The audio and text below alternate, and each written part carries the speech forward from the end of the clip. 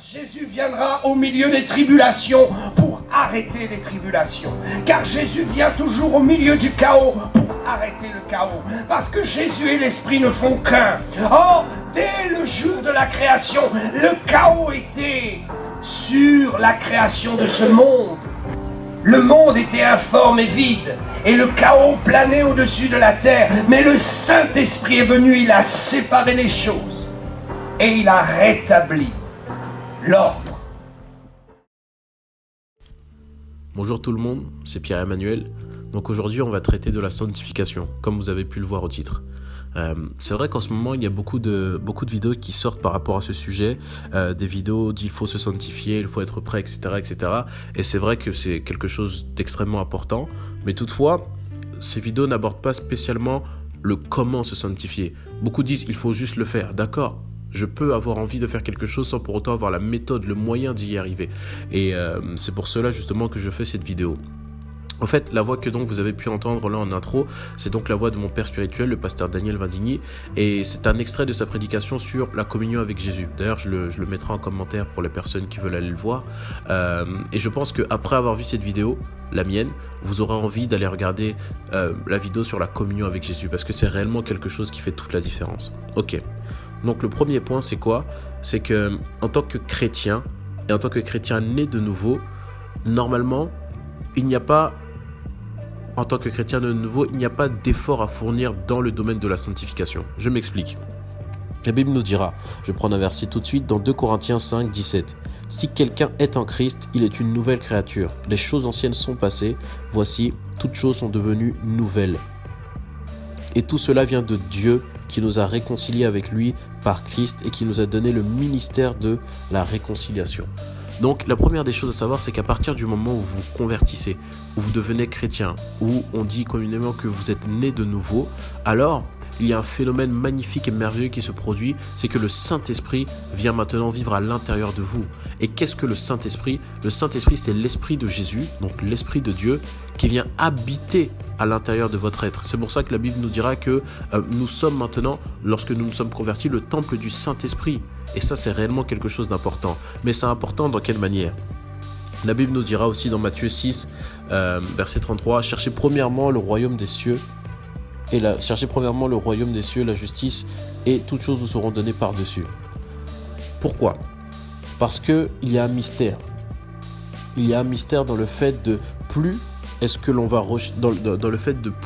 allons focaliser notre attention sur Jésus-Christ, plus nous allons focaliser notre attention sur Dieu, et plus l'on va voir que les choses qu'il nous demande de faire, eh bien nous les accomplirons sans aucun problème.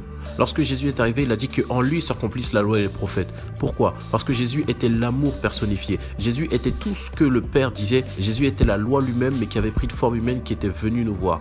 Et maintenant nous disons, que lorsque nous sommes convertis, nous résidons en Jésus-Christ.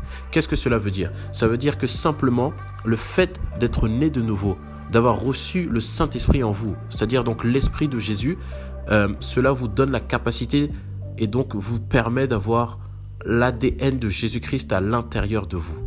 Le Saint-Esprit représente donc l'ADN de Dieu à l'intérieur de vous. Et à cause de cet ADN, à cause de cette graine qui est plantée en vous, maintenant, tout ce que vous avez à faire, c'est à la faire pousser.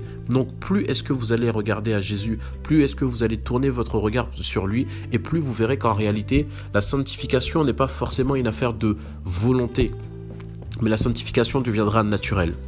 Prenez un exemple. Imaginons, vous avez rencontré une personne que vous appréciez beaucoup. Et cette personne, vous passez de plus en plus de temps avec elle. Vous allez voir qu'inconsciemment ou consciemment, vous allez commencer à reprendre les mêmes mimiques de cette personne. C'est-à-dire que si elle a une manière de parler ou si elle a des expressions qui reviennent souvent, eh bien inconsciemment, parce que vous passez de plus en plus de temps avec cette personne, alors cela va se ressentir sur vous. Et peut-être votre entourage vous dira « Wow, tu as changé » ou bien « Tu ne parlais pas comme ça auparavant ». C'est tout simplement parce que vous passez énormément de temps avec quelqu'un que vous aimez. Et comme vous aimez cette personne, vous laissez une partie de cette personne vous influencer. Et c'est exactement la même chose. C'est-à-dire que normalement la sanctification, lorsque nous regardons la Bible, dans l'épître aux Galates par exemple, nous voyons qu'en fait il y a un seul fruit de l'esprit. On dit mais le fruit de l'esprit. Il y a un seul fruit de l'esprit, mais Mais ce fruit est composé de différentes parties, où on voit plusieurs choses, la tempérance, etc. Mais toutes ces choses ne sont qu'un seul fruit. Et comment est-ce qu'un fruit arrive? Le fruit arrive lorsque la graine a été plantée, lorsque la graine est morte et lorsqu'on a arrosé la graine, afin que justement le fruit puisse germer de cette graine. Donc c'est réellement quelque chose d'extrêmement important. Plus vous allez passer du temps avec le Saint-Esprit, plus vous allez passer de temps en communion avec Jésus. Voilà pourquoi je vous invite à aller regarder la vidéo de mon père spirituel qui sera dans la description. Et plus vous vous rendrez compte d'une chose, c'est que plus naturellement vous commencerez à vous sanctifier. Voilà pourquoi j'aimerais vous éviter de faire cette erreur dans laquelle il est facile de tomber, c'est la défocalisation. Beaucoup de personnes aujourd'hui se défocalisent du but principal et pensent qu'ils sont venus sur terre uniquement pour être sanctifiés. Or non, ce n'est pas du tout ce que la parole nous dit. La première des choses, comme je l'ai lu tout à l'heure comme je l'avais lu dans le ministère de la réconciliation, c'était donc dans 2 Corinthiens 5, 18. On va le reprendre. Tout de suite, il était bien question du ministère de la réconciliation. On va le lire tout de suite. Hop.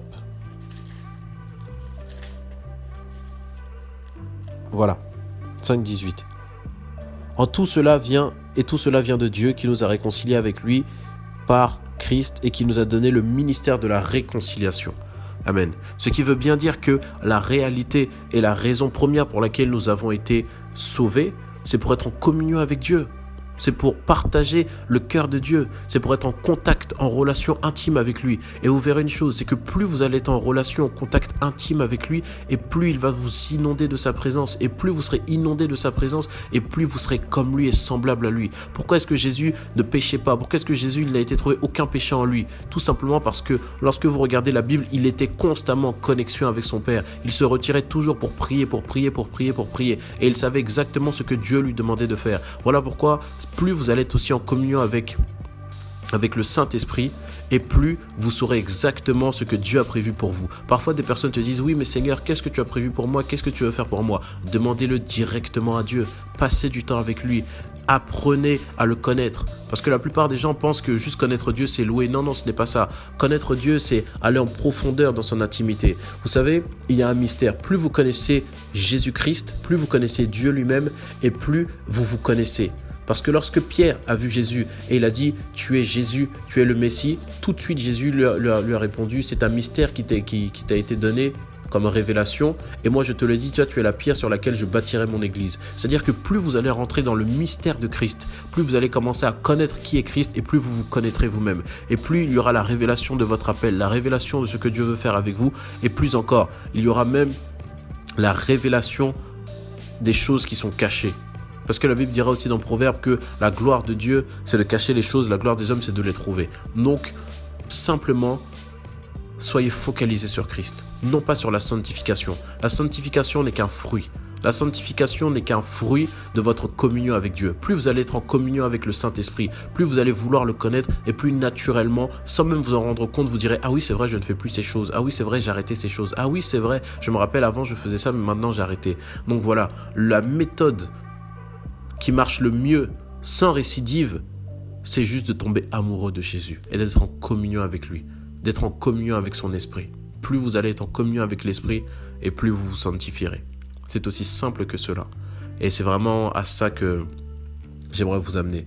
Et si vous voulez pousser encore un peu plus loin, en barre d'infos, il y a la description donc, du pasteur Daniel Vindigny sur la communion. Voilà, soyez abondamment bénis et merci pour tout. Au revoir.